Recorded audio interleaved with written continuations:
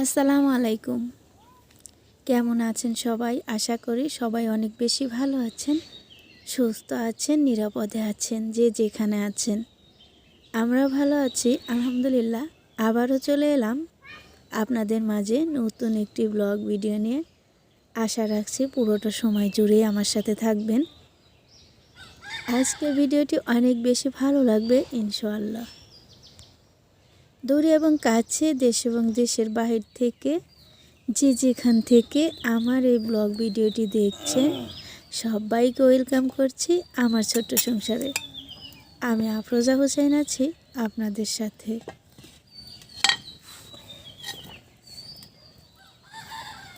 এখন আমি চুলায় ভাতটা বসিয়ে দিয়েছি। প্রতিনিয়ত আমি এভাবে ভাতটা বসিয়ে দিয়েই কাটা ভাজা বাটা ঘষা যা থাকে, যে কাজগুলো থাকে সেগুলো করে নিই।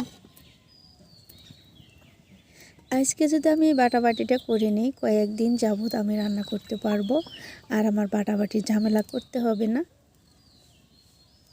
অনেক সময় আছে এটা আমি অফ ক্যামেরাতে বাটি নিই বেশি, কারণ এটা ঘরের ভিতর থেকে বেটে নিয়ে আসি। শিল পাটা এটা সেটা সব কিছু টেনে এসে নিয়ে আসতে হয়, যার কারণে আমি বেটে বুটে রেখে দিই বা রাত্রে বাটি রাখি।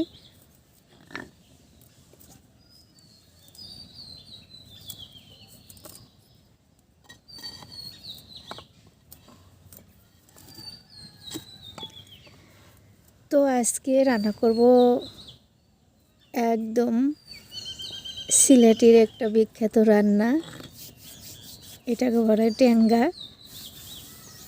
দেশি টমেটো দিয়ে, টাটকা দেশি টমেটো দিয়ে, ছোট মাছ দিয়ে আজকে ট্যাঙ্গা রান্না করা হবে। আসলে মূলত আমি রান্নাটা করতে পারি না, আমার পাশের বাড়ির এক আপু আছে, মিষ্টি আপু, সেই রান্নাটা করে দিবে, লাবণী আপু। তো যার কারণে আমি বেটে কষে নিচ্ছিলাম, কিন্তু আমার এই বাটা কষা কিন্তু লাগেনি, এটাতে নাকি বেটে কষে দিতে হয় না। তো দেখতে থাকেন কিভাবে এটা রান্না করতে হয়। বা এটা খেতে বেশ সুস্বাদু, আমরা যেহেতু প্রথমে খেয়েছি, এটা টক ছিল।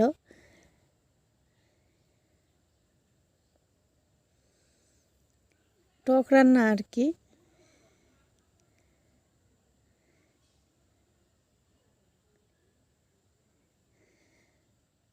এখন আমি সবগুলো বেটে বুটে নিব।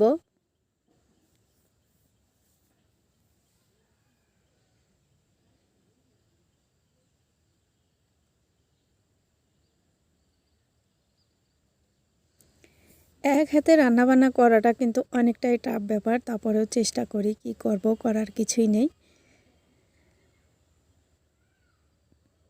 আমি এই রান্নার ভিডিওটা আপনাদের মাঝে হয়তো একটু কম ছাড়ি, 8 মিনিট 10 মিনিট, কিন্তু আমার এই রান্না করতে প্রায় 1-1.5 ঘন্টা 2 ঘন্টা লেগে যায়। তো এখানে আমার শাশুড়ি মা আমাকে পেঁয়াজ মরিচ যা আছে এগুলো কেটে কুটে দিচ্ছে, যেহেতু আজকে আমি রান্না বসিয়ে বাটতে শুরু করেছি, তো কাটাকাটিতে একটু আগেই দিচ্ছে আর কি, পেঁয়াজ মরিচটা কেটে দিয়েছে।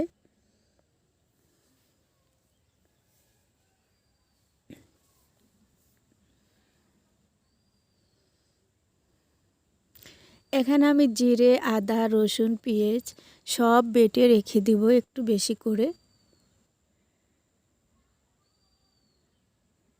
বাটা মশলায় রান্না কিন্তু খেতে ভীষণ ভালো লাগে। তো আমিও চেষ্টা করি একদম বেটে বেটে খাওয়ার জন্য, হয়তো আপনাদের মাঝে সেভাবে শেয়ার করা হয় না।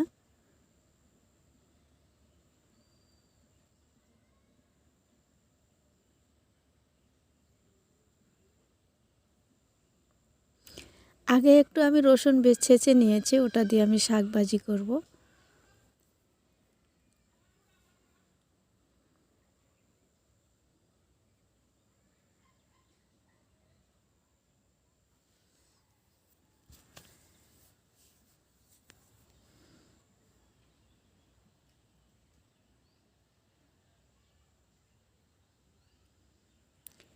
আমি তো বাটাবাটি সব কিছু করে নিয়েছি। এখন যে সবগুলো মশলা আছে আমি সবগুলো ভালোভাবে এটাকে মিক্সড করে নেব, নিয়ে এটা রেখে দিব নর্মাল ফ্রিজে।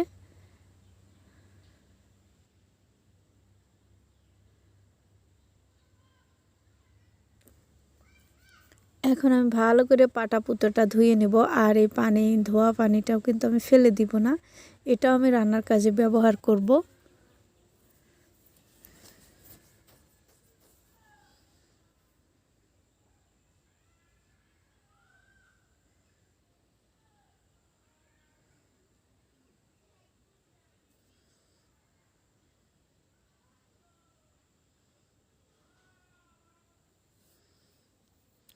তো আমার ভাতটা হয়ে এসেছে, ভাতটা নামিয়ে নিয়েছি, নিয়ে এখানে কিছু লাউ শাক আছে, লাউ শাকগুলো আমি ভাজি করব।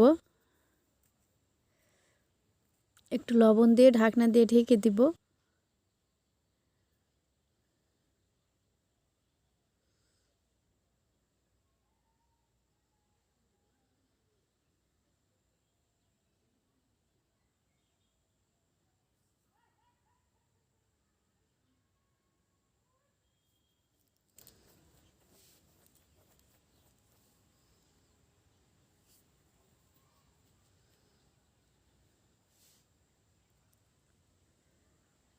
তো লাকড়ি চুলা রান্না কিন্তু অনেকটাই কঠিন, কারণ যখন জালটা নিভে যায় তখন কিন্তু ধরাতে গিয়ে একটু সময়ও লেগে যায়। তো এখন যে টমেটোগুলো আছে, টমেটোগুলো আমি ভালো করে ধুয়ে এখন টমেটোগুলো কেটে রেখে দিব।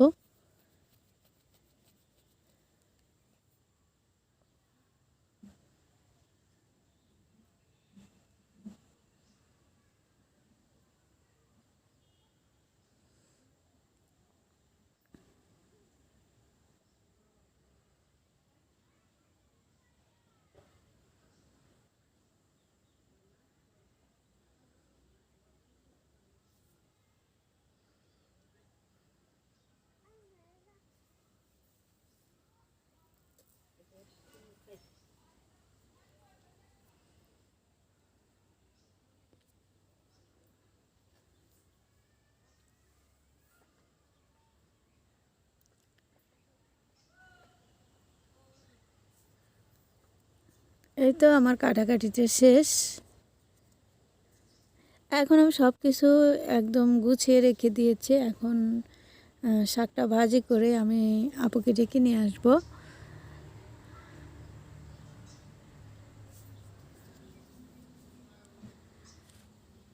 শাকটা বাগার দিয়ে দিব, রসুন ছেঁচে দিয়েছি, কাঁচামরিচ আর পেঁয়াজ দিয়ে দিলাম।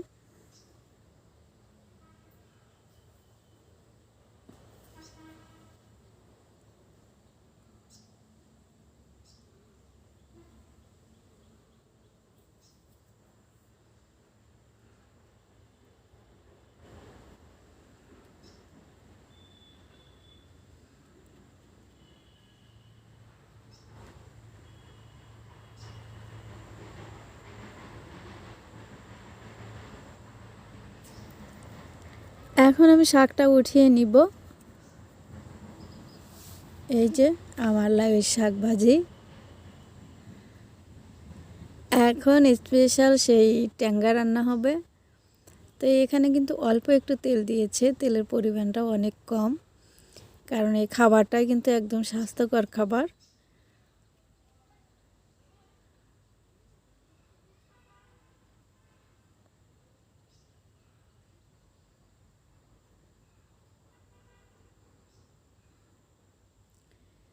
তো আমি রান্নাটা ডিটেলস আপনাদের মাঝে শেয়ার করতেছি, আপনারা চাইলেই কিন্তু এভাবে রান্না করে খেতে পারেন। আর যারা খান তারা তো বুঝতেই পারেন এটার স্বাদটা কেমন। এটা যে কোনো তরকারি পাশে রাখতে হবে। তো এই যে এখানে কুচি কুচি করে পেঁয়াজ আর রসুন একদম কুচি কুচি করে কেটে দেওয়া হচ্ছিল। এটা গ্রেটার দিয়ে করে নিলে বেশি ভালো হয়, আপু বলছিল। তো সেটা যখন সুন্দর একটা ফ্লেভার ছড়াইছে, তখন আর কি টমেটোগুলো দিয়ে দিয়ে যা মশলা আছে এখানে হলুদ, লবণ, মরিচ দিয়ে দিয়েছে। এখানে কিন্তু আর কোনো মশলা অ্যাড করা হবে না। এটা শুধু এটার ফ্লেভারটাই বের হয় পেঁয়াজ আর রসুনের যে পোড়া পোড়া করে ভাজি, ঘ্রাণটা যখন ছড়ে যায় তখন। তো এই যে পিচ্চি সোনা বারবার আসতেছে আর নাক নাগিয়ে নাগিয়ে শুকতেছে কড়াইতে, যে ট্যাঙ্গার ঘ্রাণ বের হয়েছে, ট্যাঙ্গার ঘ্রাণ বের হয়েছে। এই যে নাক দিয়ে দিয়ে শুকতেছে, ওর কাছে ভালো লাগতেছে। আসলেও সুন্দর একটা ফ্লেভার বের হয়েছিল।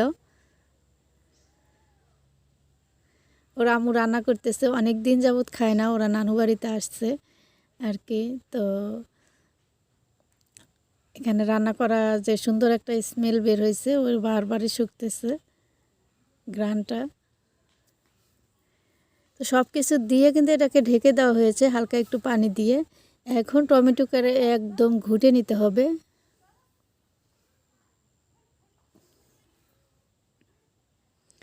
এর ভিতরে কুচি কুচি করে, একদমই কুচি কুচি করে ধনেপাতা দেওয়া হয়েছিল। ধনেপাতাগুলো অ্যাড করে দিয়ে এই যে ছোটো মাছ, এই ছোটো মাছগুলো দিয়ে